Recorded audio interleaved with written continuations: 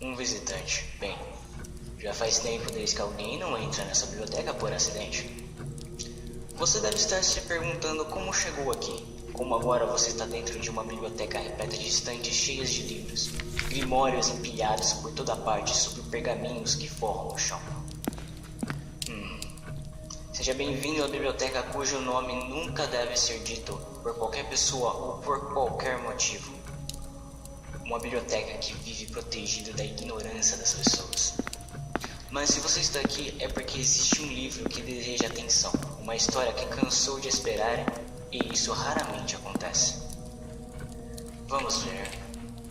Eu até te daria para ler, mas a biblioteca geralmente tem um sistema de proteção para aqueles que não são convidados ou não são anfitriões, para que vocês não sejam capazes de ler esses livros. Você é apenas alguém que estava andando na rua, sentado no sofá ou fazendo suas tarefas quando foi teleportado para este local. Uma coisa sortuda. Geralmente existe dor para aqueles que tentam entrar aqui. Mas sem mais delongas, o livro.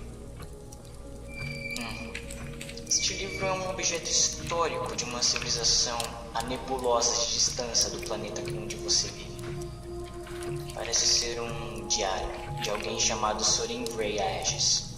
Foi decifrado por uma estudiosa de codinome Senhorita White. Interessante, não é mesmo? O nome do livro é O Guardião de Kalir. Acho que é melhor eu começar antes que você vá embora. Se for possível, é claro.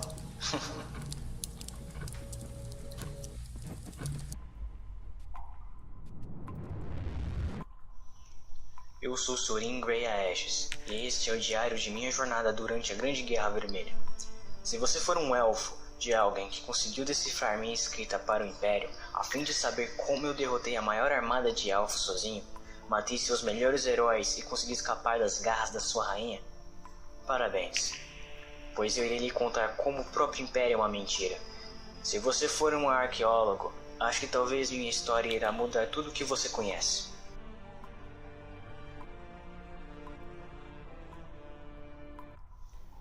Antes de você se aprofundar na história do meu diário, lendo umas páginas de tudo que eu escrevi no passado, você precisa entender o que está mais profundo ainda.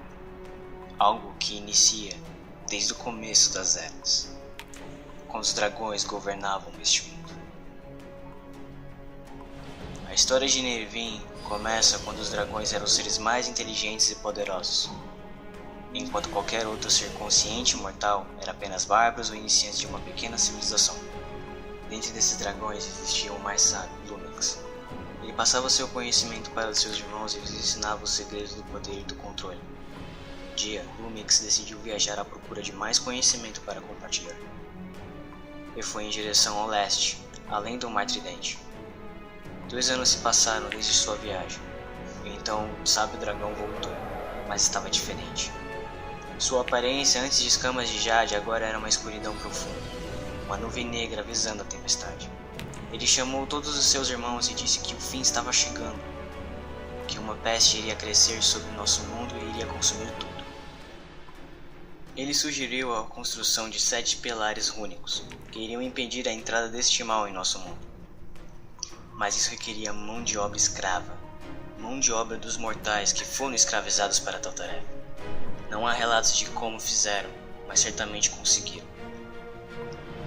Lumix, após a construção dos 7 pilares, já estava com a mente corrompida, pelo que havia aprendido em sua antiga viagem, e de vez em libertar os mortais decidiu erradicá-los, a adorar os dragões como seus protetores ou seus deuses, continuando a escravidão que apenas havia durado 5 anos para um século. Os dragões aceitaram agradecidos pelo conforto que ficariam, enquanto o sofrimento caiu sobre nossos antepassados. Muitos podem dizer que os humanos são a raça mais fraca que vive em Nerevin. Na verdade, apenas os elfos dizem isso. Porém, foi os humanos que tiveram a coragem de começar a primeira rebelião dos dragões contra sua tirania. Os clãs haviam se reunido e começado a se armarem com espadas e lanças, cercando templos e montanhas onde os dragões viviam, para caçá-los. Porém, sem conhecimento sobre a magia que os répteis alados possuíam, a União havia encontrado as cinzas. Após as 2 primeiras semanas, os clãs humanos receberam reforços vindo do sul de Nerevin, uma raça que se autodenominava Orc, que tinham acabado de iniciar sua revolta. A primeira aliança entre orcs e humanos, que haviam trocado ideias e armamentos. Uma união de força em número contra os dragões, mas que não teve tanto impacto, já que os dragões tinham conhecimento mágico e seu poder eliminava exércitos com um único hálito de fogo. Após meses, 3 novas raças haviam se juntado à luta contra a escravidão. A primeira foi uma alcateia de 6 que podiam mudar sua forma de humano para lobo, e das 2 para uma forma híbrida. Sua origem era um mistério. Eles foram chamados de vigilantes, pois haviam vigiado a vinda dos dragões e resistido à erradicação. Em outras palavras, eram a primeira espécie conhecida que não havia sido escravizada. A segunda são os famosos elfos. Não eram orgulhosos na época, e deram a vantagem com uma emulação de poder, com seu conhecimento bruto sobre a magia. A última e mais inesperada foram os anões. Durante uma batalha ao norte das Terras Frias, elfos e humanos lutavam contra dragões, gêmeos e Miritir. Durante a batalha, os reptilianos usavam a vantagem de locomoção entre as montanhas para flanquear as tropas mortais, até que em uma de suas rotações, um grupo de soldados baixinhos usando armaduras inteiramente feitas de ferro surgiram de dentro das cavernas, pulando com seus martelos sobre as asas dos dragões. Os anões eram dominantes da tecnologia e haviam criado a resistência natural à magia dracônica. Com a união das 5 raças, era possível ganhar a guerra. Finalmente. No entanto, Lumix, o dragão corrompido, jogou sua última arma contra os mortais. Ele ativou os pilares que antes serviam para proteger nosso mundo de uma infestação apocalíptica, para domar os mortais. Os pilares haviam libertado campos de poder que podiam dominar as mentes das pessoas e as faziam entrar em estado vegetativo. Os grandes exércitos haviam caído de joelhos sobre o poder desses pilares, e os povos que haviam sobrado iriam virar cinzas em breve. Após Lumix ativar os pilares, não existe nada concreto na história sobre o que aconteceu depois, mas tudo aponta para um clã humano chamado Khazin. Eles haviam se reunido com os outros clãs para discutir um plano de ataque final, algo para tentar resgatar todo mundo que havia sido pego pelo controle mental. O clã Khazin havia se oferecido para derrotar o ponto central dos dragões. Eles disseram que passaram anos estudando e aprendendo como se igualar em poder contra os dragões, e que nunca haviam participado da guerra até agora. A partir desse ponto, sabe que esse clã foi responsável pela queda dos dragões. Como? Até hoje é um mistério. Eles marcharam para o oeste em direção ao lugar onde chamamos de terras desoladas, ou planícies, com o objetivo de destruir o pilar que controlava todos os outros.